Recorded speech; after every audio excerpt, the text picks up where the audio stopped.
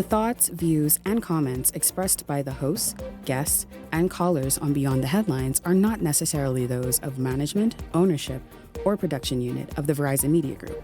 Beyond the Headlines is a production of ILTV Studios and cannot be reproduced or represented in part or entirety without express written permission of the Verizon Media Group.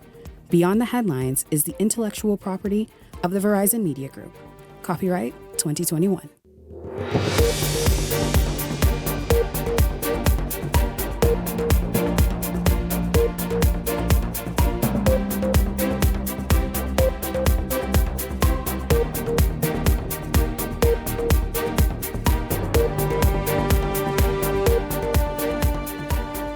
Coming up tonight, it's the debate heard all across social media today and in food stores this evening.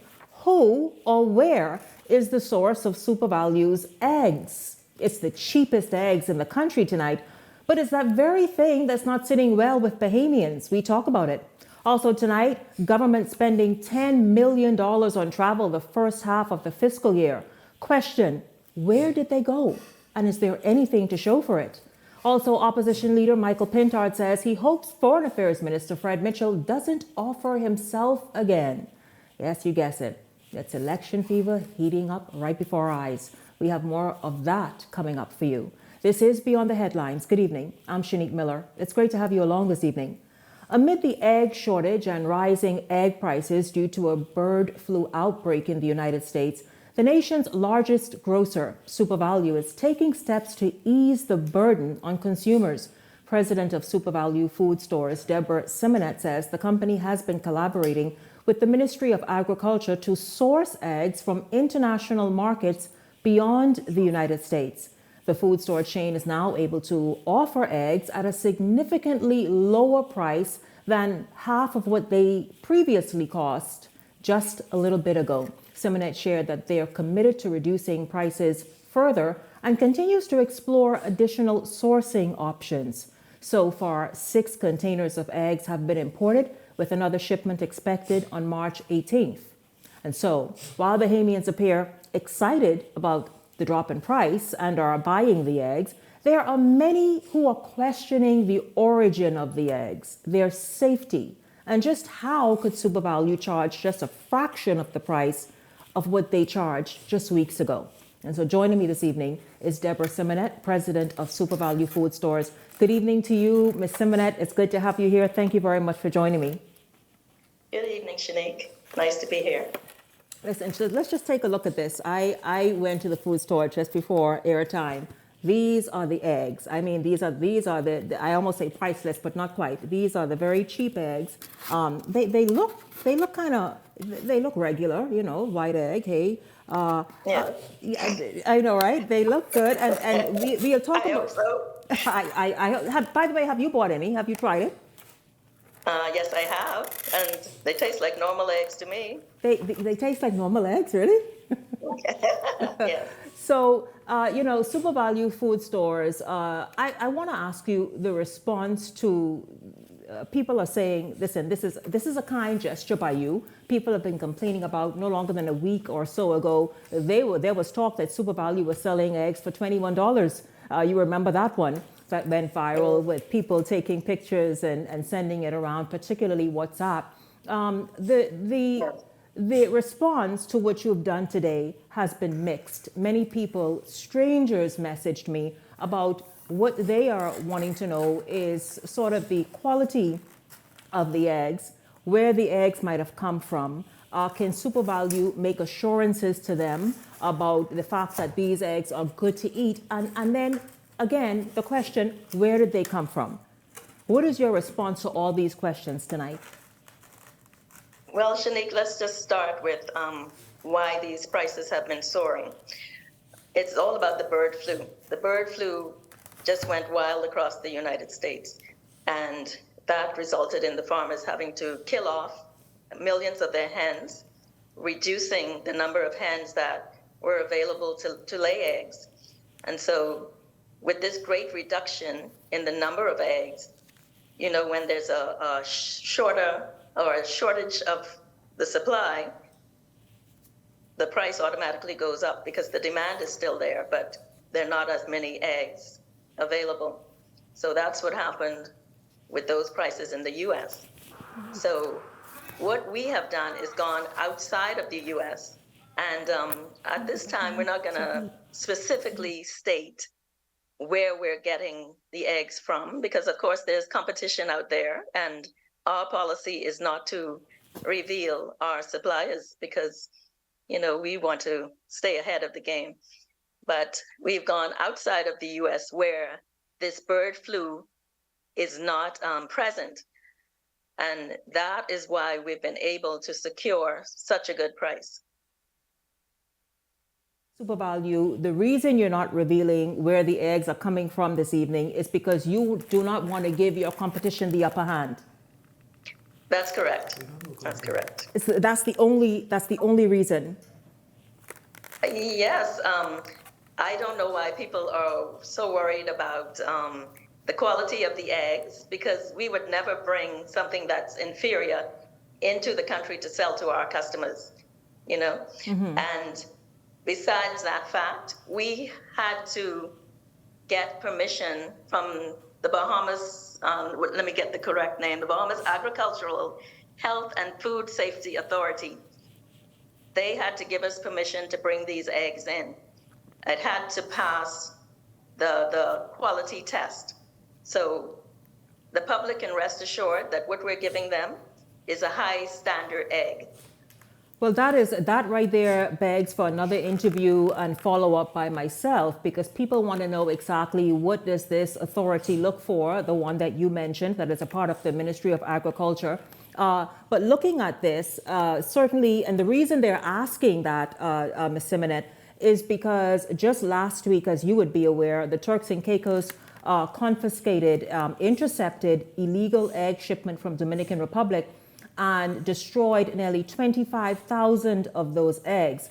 Now, looking at this, what we're seeing on right there is a different branding that has SuperValue branding on it. What we are seeing and what I purchased this evening and what many people were purchasing or fearful of purchasing is this container right here. And it shows no labeling. The packaging, and I don't mean to be insulting to SuperValue, but it's really quite cheap. And people are wondering, you know, does that suggest anything of what's inside? Now, you are saying, no, it doesn't. But why the unmarked,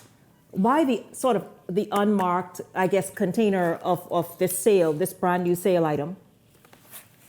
That is more of a timing thing.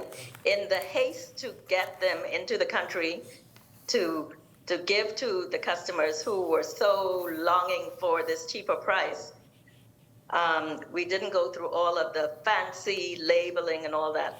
We simply put on a SuperValue label and put them in the stores as quickly as possible. Yes. Now, we also don't see an expiration date on this container. I guess is to get it off the shelf as quick as possible. I know that's a part of what should be on any food label. I do believe there is an expiration date there. You don't see one?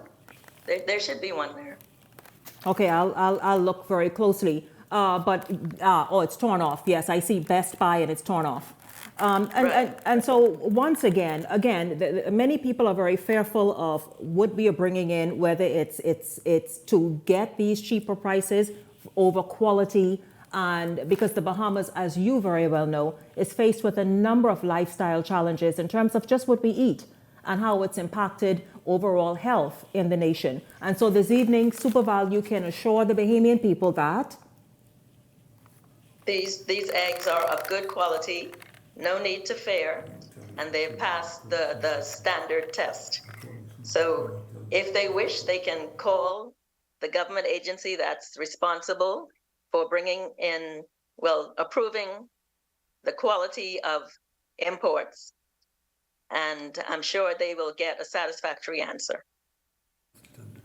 Yes, absolutely. Of course, my Hot Topics panel is waiting to get at this discussion, wanting to know about that. I'll tell you what it is. It's the Ministry of Agriculture's department that approves this and determines that it's food worthy and it's safe and all the rest of it. And we will discuss that further. But I thank you, Ms. Simonet.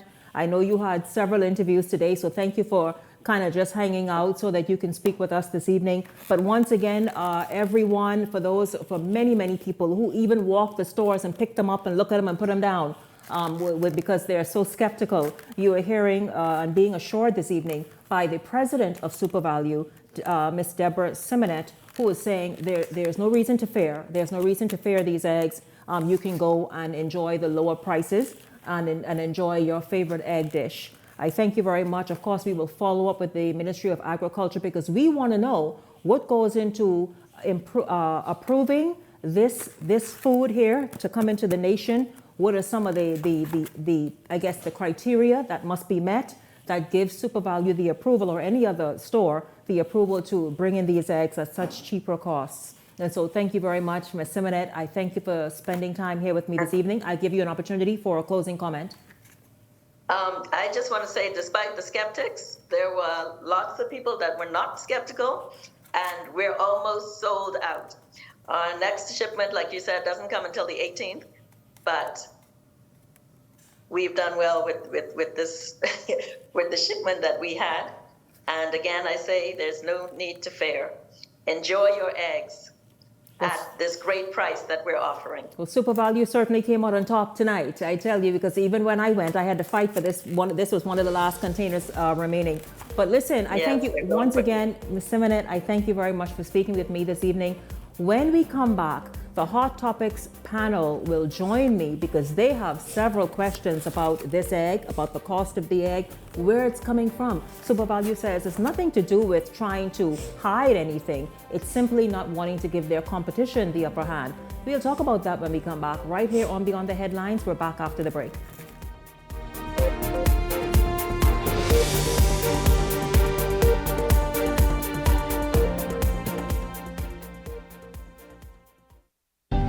Cancer Treatment Centers of America is now City of Hope, creating one of the leading cancer care and research networks from coast to coast, providing more of what you need. More locations means more care closer to home. More specialists means more expertise.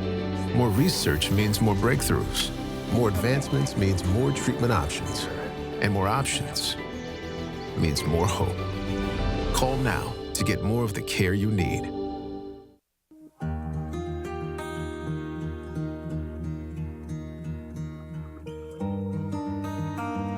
You work hard to provide for and protect the ones you love. However, life can present unexpected challenges. Who you call in times of need matters. Insurance Management is a Bahamian-owned company that has been serving our community for over 40 years, offering a wide range of coverage for all of your personal, professional, and commercial needs. When life happens, rest easy knowing that our skilled and experienced agents are there for you in your time of need, so that you can get back to what matters most. Insurance Management. Nobody does it better. Rejuvenate, refresh, treat yourself. Immerse yourself in total comfort. Pamper yourself. After all, you're worth it. Relax. Rid yourself of all life's stresses. At Baja Retreat Anti-Aging Spa, you will find everything you need to enhance your body and spirit. Call today at 323-6711 and begin your journey to serenity at Baja Retreat Anti-Aging Spa. Who are the boss for dancer? International events and production. Alive, Bahamas Air, Everybody Wins Live, and Field of Vibes Bahamas Weekend presents the Evolution Concert on Saturday, March 29th at Clifford Park, featuring Vibes Cartel and Friends. Bahamas, Nassau, where is this Saturday the 29th of March?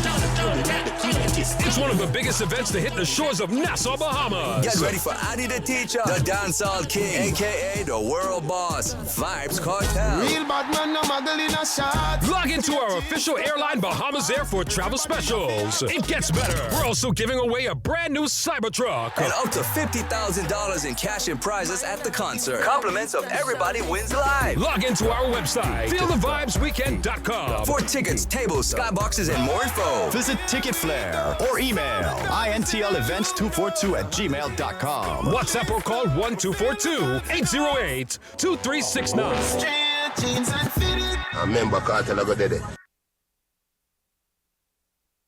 If you enjoy watching Beyond the Headlines, take advantage of our exclusive offers with 4 15-minute interview segments at $1,200 and 20 30-second TV ads at $2,000. Contact 557-0258 or 557-0259 for more information. Go beyond with Beyond the Headlines. This segment of Beyond the Headlines is brought to you by EV Motors. Drive the future with brand new 2024 electric vehicles. EV Motors, powering your journey.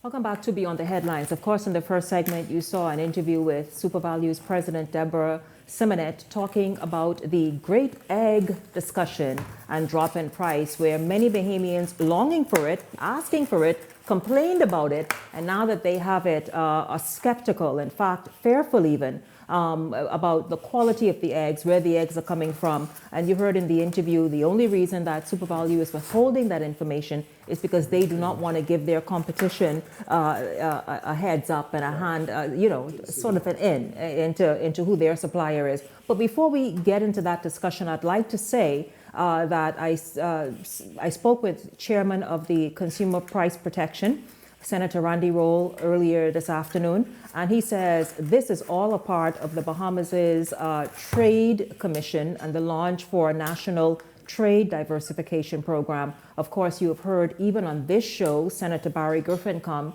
and talk about how the government is looking and exploring at cutting out the middleman as the United States tries to shore up its food supply and also get friendlier prices for its consumers, much of which is important as well. What the Bahamas is doing is cutting out that middleman right there, where they incurred additional expenses and of course had to pass on to the consumer. And so they're going to these places. The people are saying, but where are these places though? What you said, Leslie? They cut out the middleman. I don't really. The government has to go and purchase these eggs to bring into the Bahamas. SuperValue purchases the eggs. Mm-hmm. Okay? Yeah. And bring it in and distribute.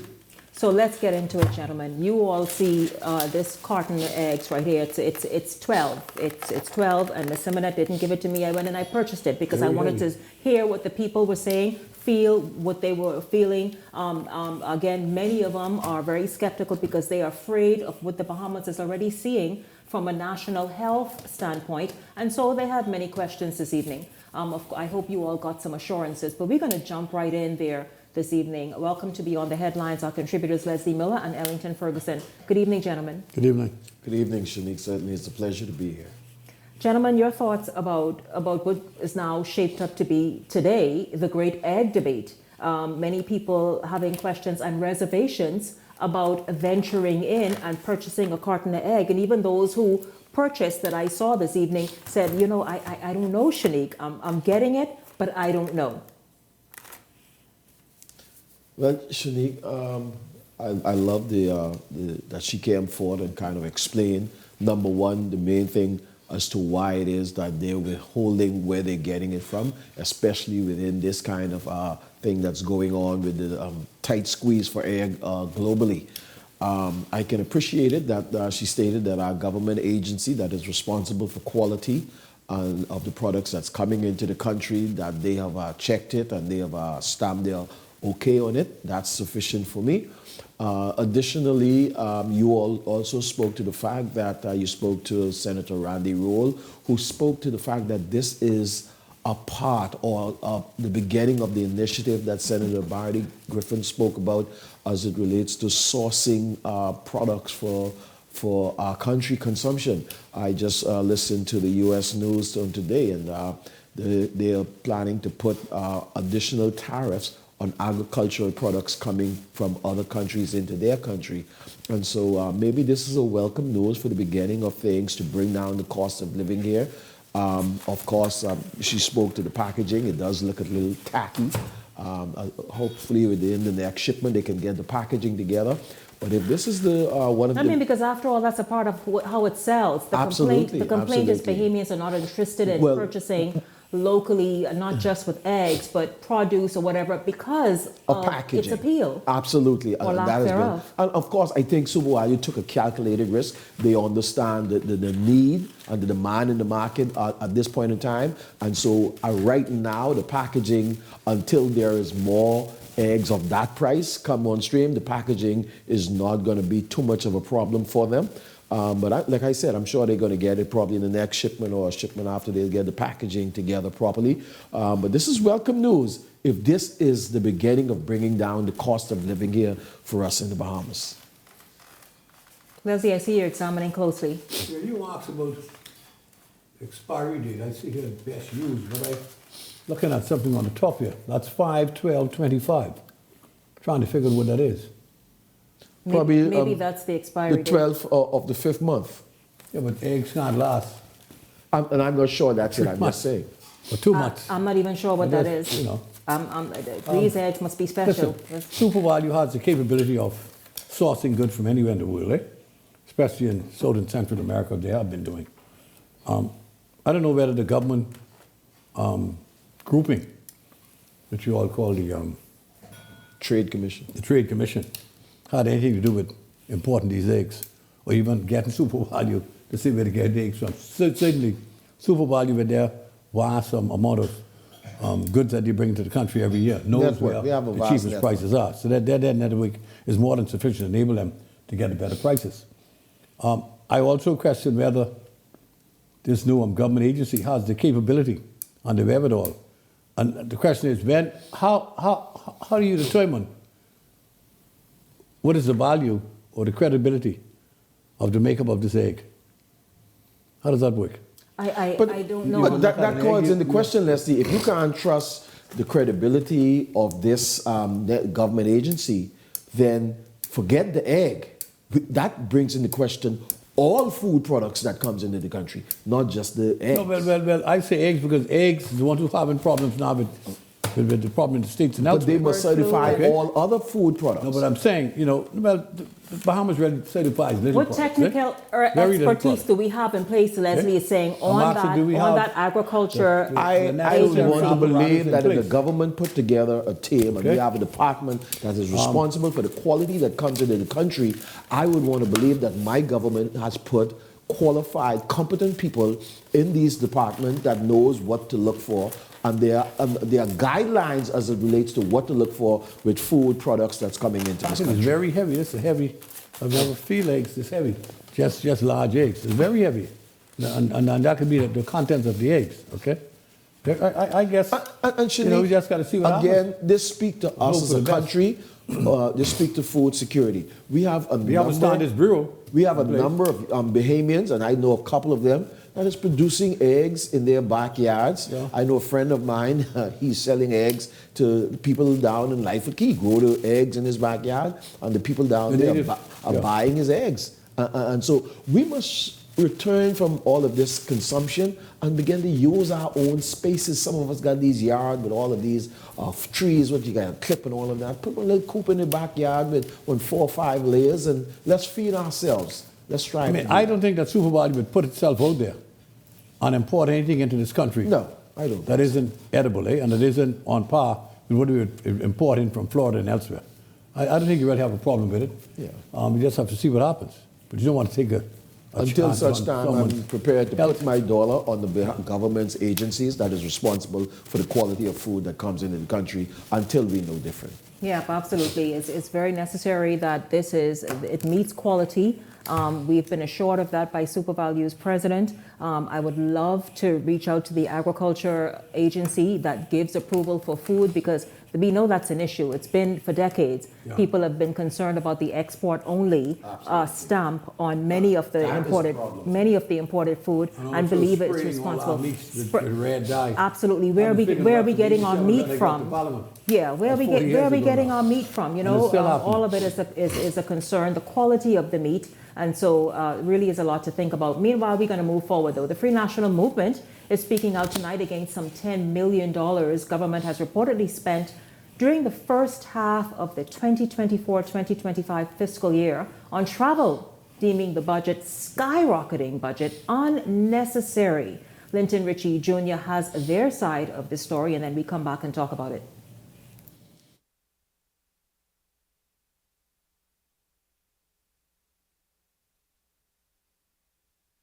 A staggering $10 million spent on travel and subsistence in just 6 months. That's what the government's mid-year budget report reveals. And according to Free National Movement leader Michael Pintard, it's nothing short of an act of carelessness. Speaking with Eyewitness News, Pintard raised concerns over a $3.6 million reallocation following last year's budget report, a move he says raises more questions than answers. Shortly after passing the budget, wasted no time in reallocating a tremendous amount of money into his travel budget, which then led the public to believe that he was not being upfront.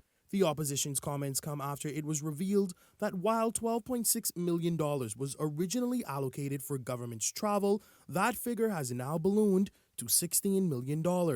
But from the opposition's perspective, here's what Prime Minister Philip Davis says is the main reason behind the global travel expenses. Now, his favorite category that he identifies as requiring this funding is around climate change. Last year, the Prime Minister and his delegation attended COP29 in Baku, Azerbaijan, an 11-day climate conference. That trip alone cost taxpayers more than $1 million. But according to Communications Director in the Office of the Prime Minister, Latre Raman, the price tag is justified. COP is a technical meeting of different on climate change. That budget covered the travel for the Ministry of Health, the Ministry of Energy and Transportation. It also covered the Prime Minister's technical staff and advisors. The opposition, however, believes high-level meetings of great importance could be handled differently. In cases where a prime minister is not required, then the minister should go. In cases where not even the minister is required, the technical team or the ambassadors that are in those regions might very well be able to manage those meetings. And when it comes to the overall numbers, Pintard doubles down, calling the increase in government spending unwise. $570,000. You find that the prime minister has actually spent $2,300,000. What we calculated as somewhere in the vicinity of a 400% increase. For comparison, between July and December 2023, the Office of the Prime Minister reportedly spent $1.5 million on travel. For the same period in 2024, that number jumped to $2.2 million. Linton Ritchie Jr., Eyewitness News. 1.5 to 2. There you have it. And the reason we still are talking about this, and you see the opposition leader speaking about it this evening, this has been a sore point since almost the beginning, and they have created a narrative around it. And now that they have numbers to basically support that narrative, Ellington and Leslie, the Free National Movement is saying, man, wait a minute though, why is such, I guess, extensive travel necessary? And then now look at the budget that's attached to it, or look at the spending that's attached to it, and it's not even for the entire fiscal year. It's just half of the fiscal year. Shanique, we've got to look at how we're spending. We've got to look at how we're traveling. I understand that there's some travel that are necessary, that are very important for sometimes the ministers or even the prime minister. But we've got to look at instances where the ministers and prime ministers does not have to travel.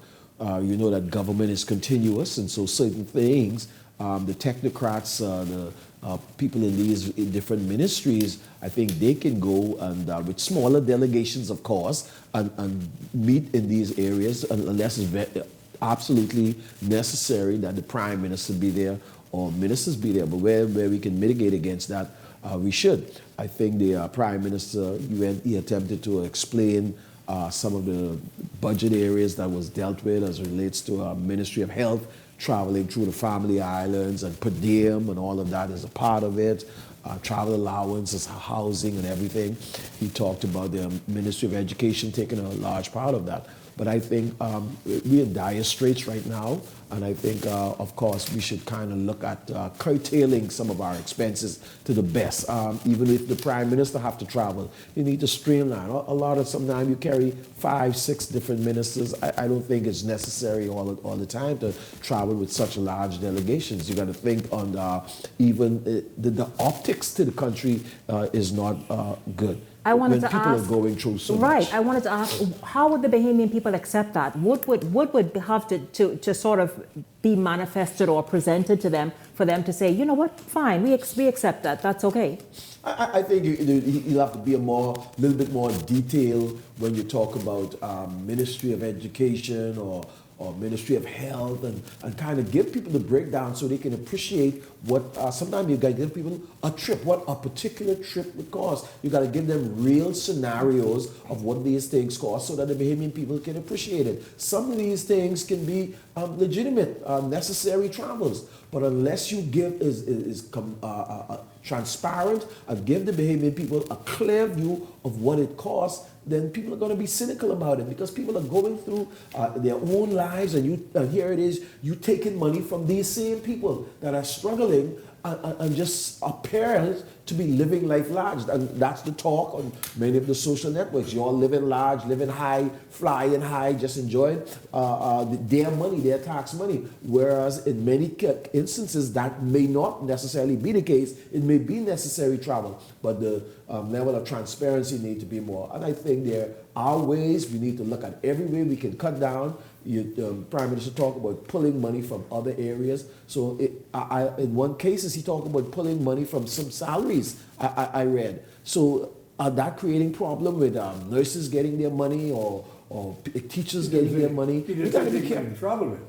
Yes, he took money from I think the salary in the Ministry of Health to put towards travel. It said that in the dailies. And so you got to be careful of that. You got to be careful of that. I think we should look at curtailing our delegation to start with. A lot of people, I think, is unnecessary because those people, when you take them, they showing that they're spending their time taking pictures and posting photos. Obviously, they ain't got nothing to do other than live large. That's the perception that the Bahamian people is getting from a lot of the travels. So yes, we must cut some of our spending. This traveling seems to be getting out of hand to many Bahamians.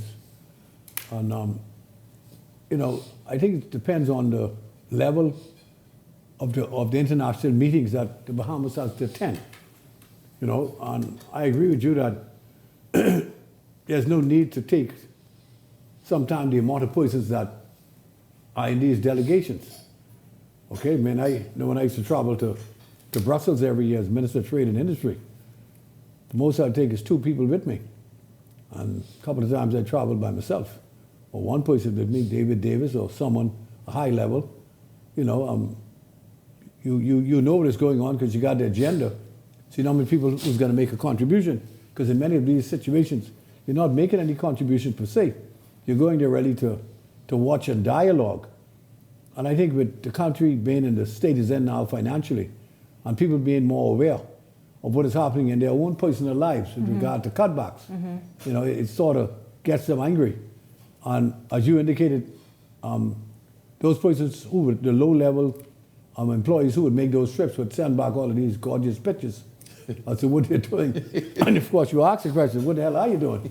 Except taking pictures and having a good time, Yeah. And maybe if there's an accounting, because it should be looked at very succinctly. You all remember when before, whether it's prime ministers or ministers would hold news conferences when they returned. Absolutely. All of that is a reporting to the Bahamian people of why you had to go this place or that place, what was discussed, what was agreed upon. For example, just even the CARICOM meetings or Commonwealth Heads of Government meetings, like the thing is people just want to know, and once you clue them in and bring them in, and now there's so many ways to disseminate that information, they would have a greater appreciation for why is it that this amount of people went and this amount of money was spent. And you must also take into account that because we had COVID, that sort of prohibited the former government from traveling. From moving about, yeah. About as they would have wished. So I think need to be fair and compare what is actually being spent now with what's being spent prior to COVID to get a balance as to,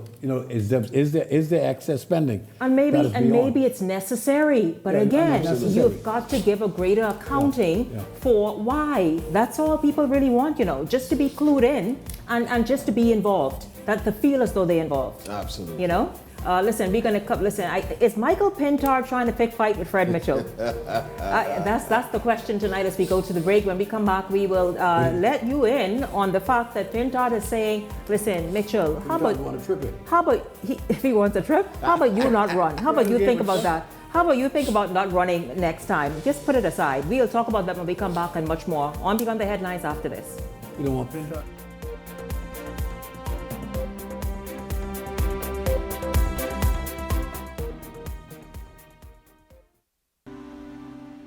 Mailboat service is a critical service to the islands of the Bahamas. Certainly, Andrews has always been there and dear to us. That's where we're born and raised.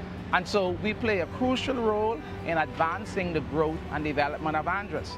My advice to young people, if you have a vision, a passion, an idea, go for it. Don't give up. It's not easy. If it was, everybody would be doing it. Be consistent and you'll get there.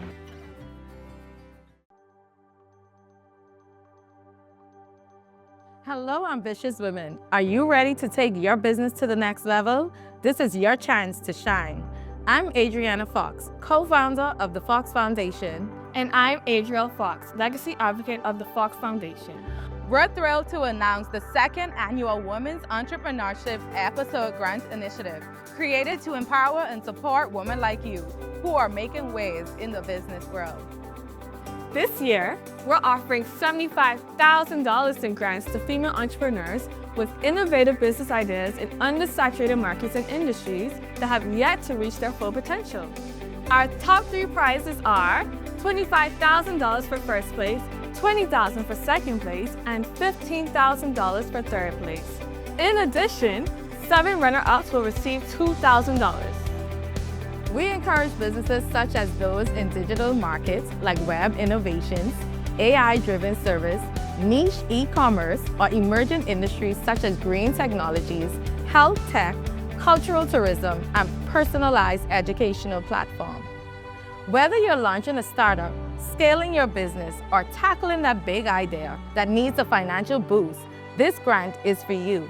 Last year, we funded 10 incredible entrepreneurs, and this year, it could be you. Imagine what you could achieve with the funding to grow your dreams. Apply now and join a powerful community of women entrepreneurs leading the way. Applications are open from January 31st to February 28th. Don't wait. Visit our website for more information. This is your opportunity to break into a growing market and make an impact. Apply today and let's build a future of unstoppable women entrepreneurs together. Island Luck Sportsbook is taking you to the NBA playoffs. That's right. Every $20 bet placed between February 24th and April 1st earns you an entry to win an all-expense-paid trip to an NBA playoff game. Imagine being in the stands, feeling the energy, and watching your favorite team battle for a championship. The more you bet, the more chances you have to win. So don't miss out. Place your bets now at Island Luck Sportsbook and get ready for the experience of a lifetime. Weekly drawings every Tuesday at 3 p.m. starting March 4th. Visit islandluck.com/sports for more details. Who's ready to fly off to the NBA playoffs? So you want a space. But not just any space. You need something with a little more potential. So how about 1,000 square feet of room to play with? Superb audio and video production capability, digital LED wall, full lighting grid, and about 124 seats to accommodate a full studio audience, with so many other features. Make us your home for your next concert, conference, and so much more. Honestly, the possibilities are endless. Here at ILTV Studios, we'd love to bring your next event to life. So what do you say? Do you want our space?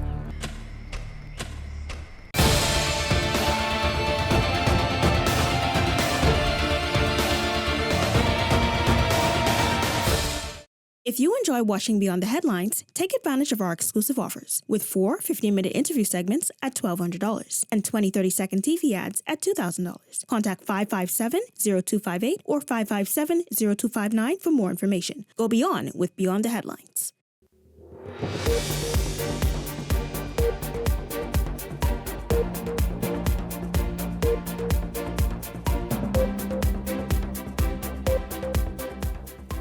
With the general election just months away, opposition leader Michael Pintard says he hopes that Foreign Affairs Minister Fred Mitchell won't seek to run again amid concerns of what Pintard describes as undemocratic behavior. Pintard's criticism comes days after Mitchell noted that answering questions isn't worth the trouble. Mitchell expressed those views after the Davis administration found itself facing a wave of criticism for its decision to rehire nearly 500 retirees who are receiving pension and salary, a matter which critics say is double dipping. That revelation created a firestorm in the media, with the F&M demanding transparent answers to their questions. And Pintard contends that the Foreign Affairs Minister, who also wears the hat as PLP chairman, seemingly has an issue with accountability and transparency. But I'm hoping he doesn't offer, particularly since he has become so undemocratic. He's a shadow of his former self. He used to, value government being open from all the times. I remember him protesting, etc. But now he has gotten in the chair, gotten extremely comfortable, and he believes he doesn't have to answer anyone. I mean, it's incredible. You remember the Bermuda matter where government spent the people's money? It's called misappropriation of funds. The government's money, the people's money, to go on a political trip. And he was at the center of that controversy and felt no real need to lay on the House table the documents showing that they have repaid the money and what penalties there would be for somebody who moves money from one line item out of the budget. And so you all, there you have it. Opposition leader Michael Pintard says Fred Mitchell needs to stand down and not contest in the upcoming election because of, I guess, his positions about answering questions during the question and answer time in Parliament. Your thoughts about him saying, Mitchell, hey, why don't you just sit this one out? Mitchell probably want him to sit out. You ever thought of that? I'm sure he does. So both of them want each other to sit out. No, I think the situation with Mr. Mitchell as chairman of the Progressive Liberal Party is that some of the questions, you would answer the question, they'll come back with another question. Mind you, for example, these people who were hired, the F&M did the same thing. When they were there, they brought back a lot of people, their friends. Okay, and in many instances, people complain about it, but that's what, 5 years since that happened, so people have forgotten about it. So what's relevant is what you try to get a headline with. But most of those places were police officers and the like, and the government hired over 2,000 new Bahamians, new workers into the system. And don't forget, they also put so many people to be permanent and pensionable on the program, which is very, very helpful to them. Certainly cleaning up that aspect of the public service. It's sort of a balance of these things. Don't forget, when the F&M won the government, the first thing that was fired, 2,500 people. I'll never forget it. Especially at the NIB, we had a recruitment program. We were trying to get payments in place to get the necessary training in all sectors of the government ministry. And they fired every single one. But that's what they do. They're vicious. And then they come back playing these goody guys things. And they're so far from the truth. Ellington, so just be balanced. Is it just political posturing? That's all it is. Well, Shanique, election fever is in the air. Michael Pintard is walking through town with a sword on his side. I hope you've been to the gym. He's now taking on Fred Mitchell, and this is going to be an interesting fight. There's a lot of political fodder going around, of course. And Michael Pindar is coming out and hitting at the government on every side. And I'm sure you're going to get a strong, very strong response from Fred. From Mr. Mitchell. Mr. Pindar is saying, man, he thinks it's time for him to hang it up. That remains to be seen. I've thought Mr. Mitchell had planned to hang it up. I'm not sure whether that's going to follow through. I know, especially with this, with Minister Pindar taking Mr. Mitchell on, if Mitchell had that in mind, he's going to double down and not hang up his hat. So it's going to be interesting to see how things begin to play out now. We're in the political season. Michael Pintard and the Free National Movement is now hitting out at the government. They look like they want to come out firing on cylinders, and let's see how it turns out. Well, we certainly will see. Gentlemen, it was a scary ordeal this weekend for a 63-year-old Grand Bahama woman who was allegedly abducted and stabbed by a man known to her on Sunday before she managed to escape. Police report that the woman had just arrived at home when the 52-year-old suspect confronted her, forced her back into her vehicle, and ordered her to drive to a park. And fearing for her life, the woman did as she was told. But then the man stabbed her multiple times in the left arm. Eyewitness News spoke with Press Liaison Officer in Grand Bahama, Superintendent Stephen Roll, who talked about what happened. Police control in Grand Bahama received reports of an adult female who reported that while driving a vehicle in the area of Airport Road, she was involved in a traffic accident. And last result, she would have fled that vehicle along the male, chasing behind her.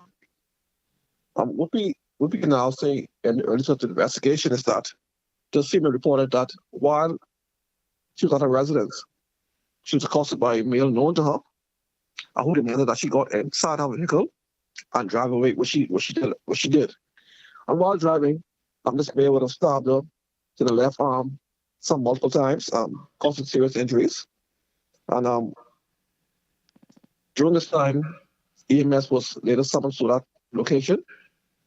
And based on the quick response of the officers, the male suspect, like I said, who was known to the victim, was taken into police custody and is presently assisting this investigation. And the victim at this time is presently still detained at hospital with serious but in stable condition. Gathering information that this matter may be related to domestic nature.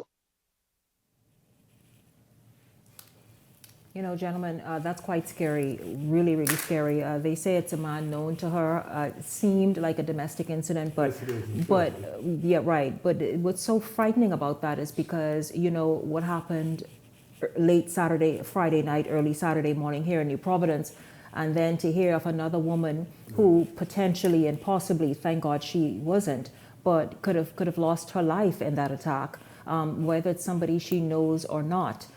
We, of course, knew what happened here in New Providence, but it's quite scary to see people here in the nation resorting to kidnapping and, as a result, harming, whether they cannot resolve conflicts or whatever the issue is between two people, that this is now what's happening, something that's sort of an additional thing to consider, especially for women's safety. And for women to be aware of when entering relationships, whatever the relationship might be.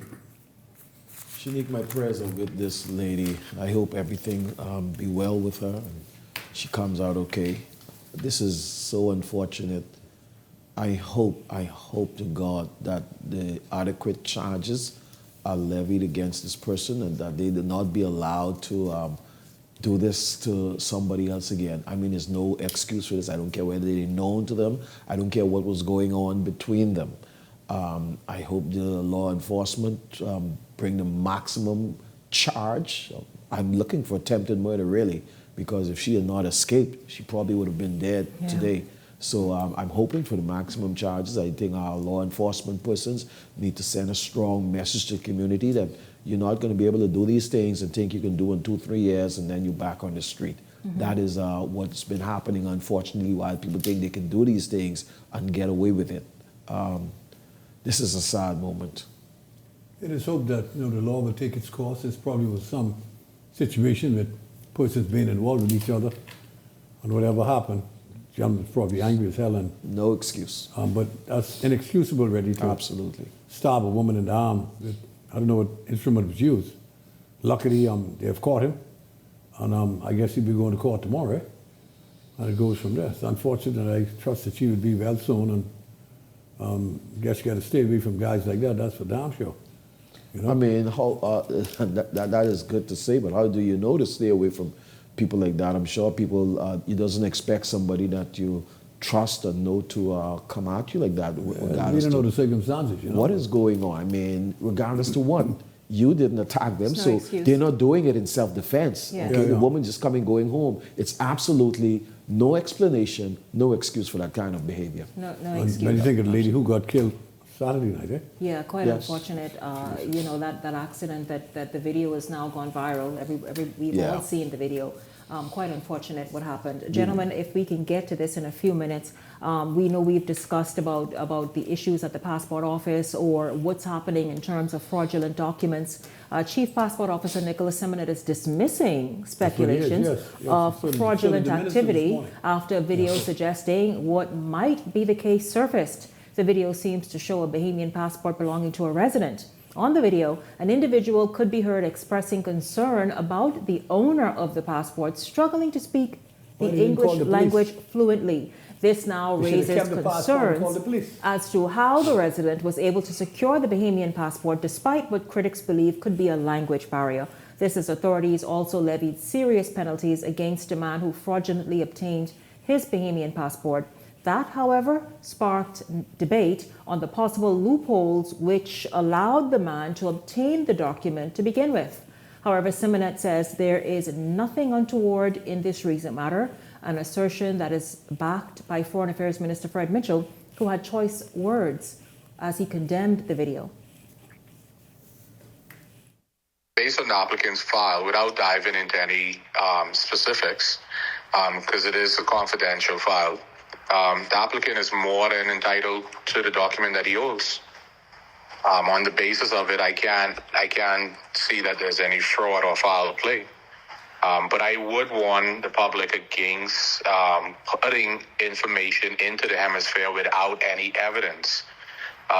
Dialect language is not proof of to disqualify somebody for entitlement. We have Bahamians that are born all around the world and are entitled from birth. And we have Bahamians who speak all languages who are entitled from birth. But just to put the matter to rest, you know, the passport office did do its due diligence. And should anybody in the public have issue or information, we receive and we collect information on a daily basis. And, you know, we urge people to call in and give us the information, and we do look into them. Or if you find that there is any evidence of fraud in anybody, identity or document, report it to the police.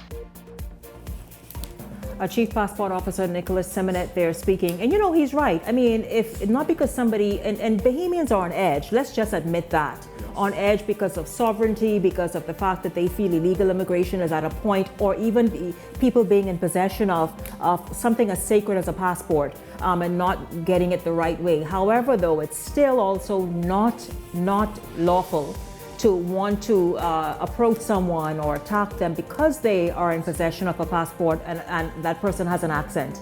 Gentlemen? Because you're going to hear from time to time as the Bahamas continue to grow, as we continue to welcome more people in here. You're going to hear not only Haitian people. I know a Jamaican Bahamian. He's a Bahamian, but he went and grew up with another parent in Jamaica, but he's born in the Bahamas and he's got a Jamaican accent. You're going to hear some other accent from U.S., China, and around the world. And so we got to be careful when we see these things. Be careful not to overreact to these things. You know, in these trying times, that's a difficult situation that many Bahamians are placed in. You know, to go to the passport office with a Bahamian passport and you're not speaking any English. I guess the person who was there was taken aback so much that, you know, I would probably react the same way. Here's this guy coming up here with this Bahamian passport. I don't speak a damn word of English. I would be surprised and perturbed myself. To be honest with you, I don't care where he's born or what nationality he would have gotten from the Bahamas government. The question is, was it an authentic passport or what?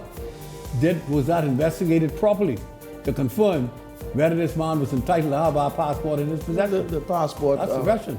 He just confirmed it, basically. Okay. He confirmed it. But he didn't say that particular case, though. I thought, He based on did what I say heard, that? he was speaking to that He specific said case. the matter is being looked into, Said, but being looked into not at the because end. somebody has an accent Yeah. means that Right. they Yeah, are not not, but qualified to have a Bahamian these, passport. These are trying times right now for The- Bahamians. the- You know? people are on edge. We I have a mean, illegal immigration issue, and of course, It's a serious one. authorities need to deal Very with serious, that. because but don't still forget, we need to be careful. all those how we deal. passports that we knew was printed in Haiti and elsewhere that they were using. And people see what's happening in the United States, so therefore they're like, hold up, what are we doing? Running a dollhouse here? We have a hell of a lot of them coming here very soon. And they're getting strict. Yes, gentlemen, I thank you very, very much for hanging out this evening. Of course, thanks to Deborah Simonet, the president of SuperValue at the top of tonight's show. And thanks to all of you for tuning in this evening. We certainly enjoyed having you along and look forward to seeing you right back here tomorrow evening. For the entire Beyond the Headlines team, I'm Shanique Miller. Make it a great evening, everyone.